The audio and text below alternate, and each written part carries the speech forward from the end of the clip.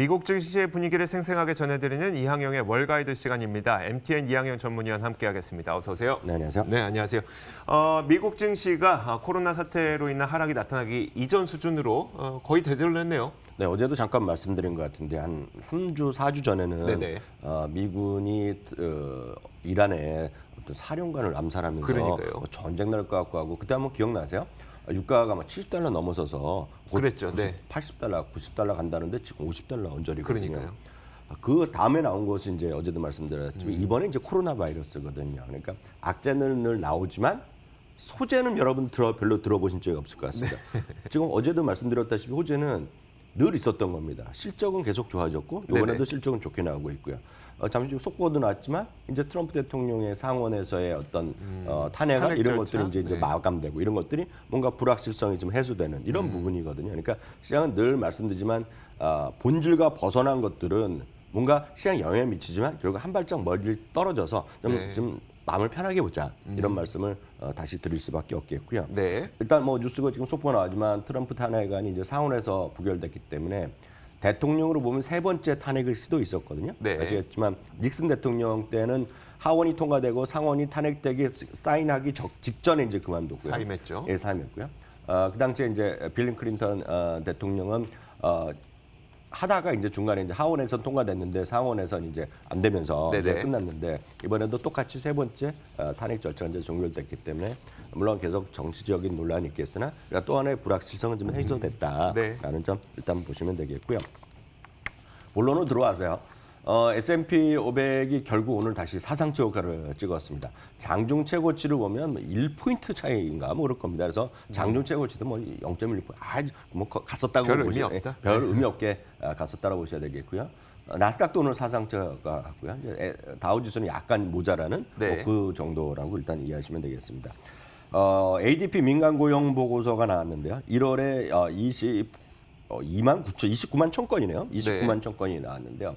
전망이 15만 6천 건이었기 때문에요. 이게 5년 만에 최고의 증가율을 기록할 정도로 나왔습니다. 그러다 보니 일단 뭐 약간 기준이 다 다르지만 이번 주말에 나올 고용 보고서에 대한 기대감이 좀 또 있다라고 일단 보셔야 되겠고요.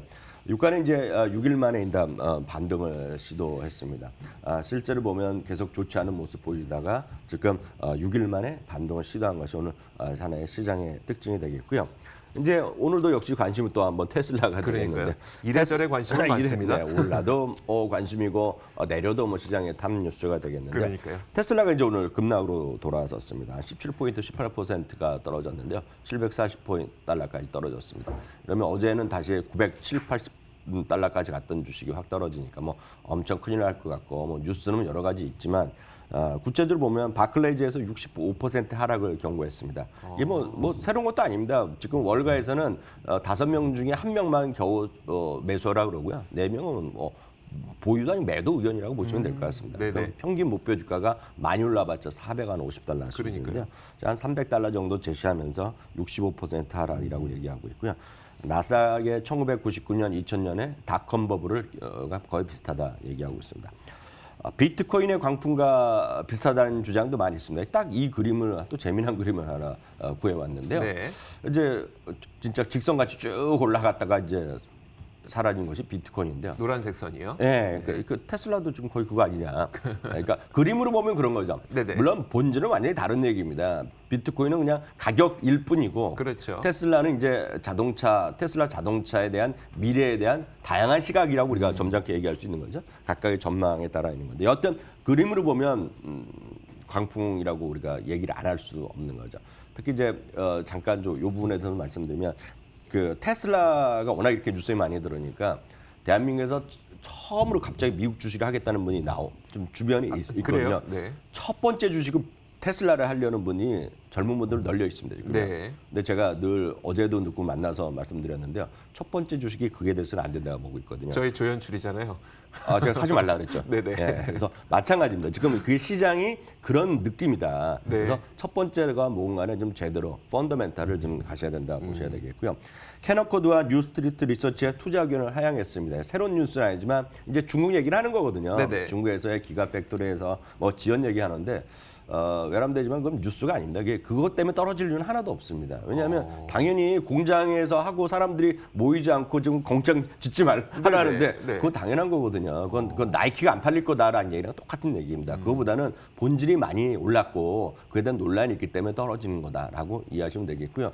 예를 들어서 언젠가 한 달 후에 됐건 2달 후에 됐건 중국에서 다시 다 연기가 굴뚝에서 연기 나면서 공차에 돌면 다시 인도되는 거거든요. 그렇죠. 그거는 시간의 문제지 본질과는 약간 좀 벗어난 판단이라고 그런 뉴스라고 저는 이해를 하고 있고요. 근데 이런 건 있잖아요. 그러니까 미국 주식들 뭐 대부분의 주식들이 그렇게 했지만 특히 미국 주식은 이제 기업의 이익 곱하기 이제 밸류에이션을 곱해서 이제 주가가 나올 텐데 네.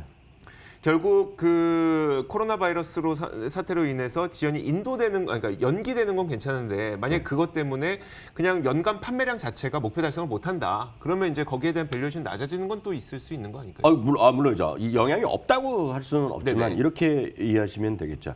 지금 이게 매년 한 해가 중요한 실적이다. 그래서 네. 올해도 예를 들어서 뭐 100만 대를 팔고 내년에도 100만 대 팔고 네네. 그게 딱딱 정해 있으면 되는데 지금 이거에 지금 테슬라의 주가는 이게 $500가 됐건 네. $1,000가 됐건 $1,500가 됐건 간에 먼 얘기를 갖고 하는 얘기거든요. 네. 올해는 뭐 50만 대가 됐건 47만 5천 대가 됐건 이걸 갖고 지금 논쟁하는 사람은 없습니다.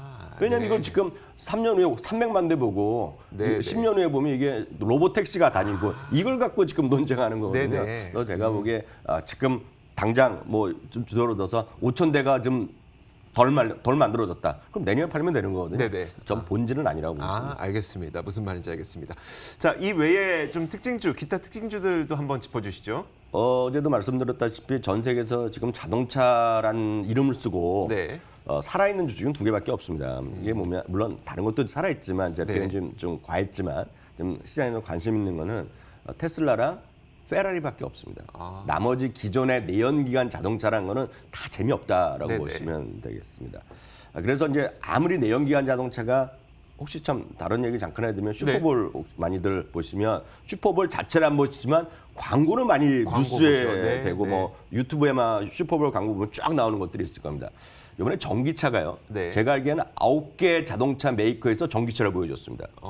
근데 중요한 거는 그 9개 자동차 어디도 테슬라를 이길 수가 없어요. 지금 이 현재 가격 구조에서는. 그러니까 테슬라의 모델 S만큼의 자동차를 만들어서 팔면 다 적자라는 겁니다. 그러니까 그 차이거든요. 그래서 내연기관 재미없는데요. 포드가 실적 발표했는데 또 기대보다 훨씬 부진한 실적을 나면서 주가 오늘 9%가 오늘 뭐 떨어지는.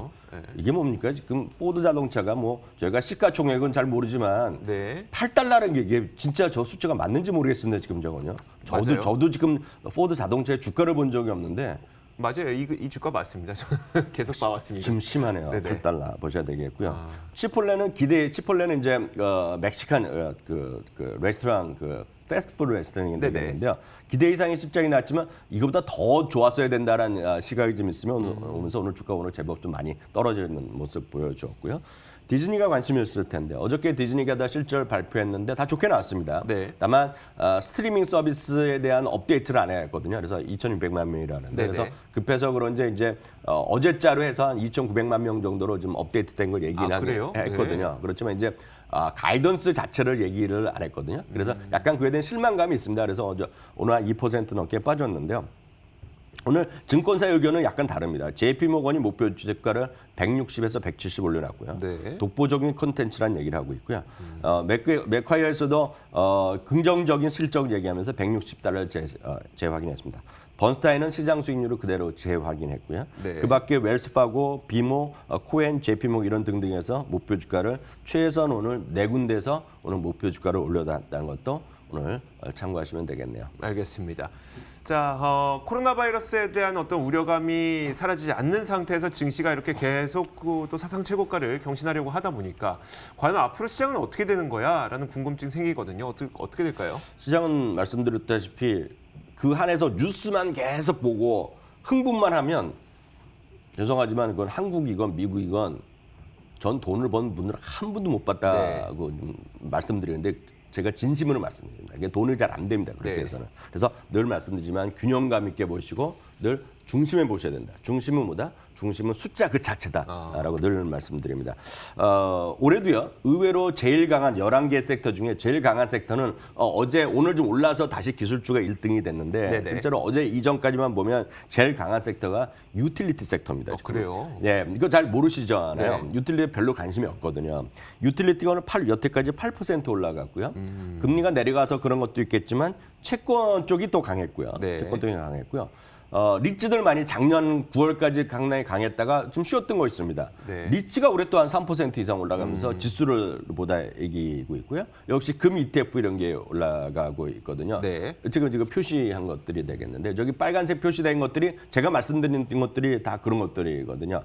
많은 사람들이 생각하는 더 적극적으로 올라갈 거 이런 것들보다는 그런 것들 안정적인 것들이 올라갈 수 있기 때문에 네. 제가 늘 말씀드리지만 균형감. 그래서 균형감 자꾸 이렇게 복잡해지면 머리 아파서 제가 이럴 기회가 있을 때마다 첫 번째 주식으로 매번 하시라는 거가 스파이 자체거든요. S&P 500.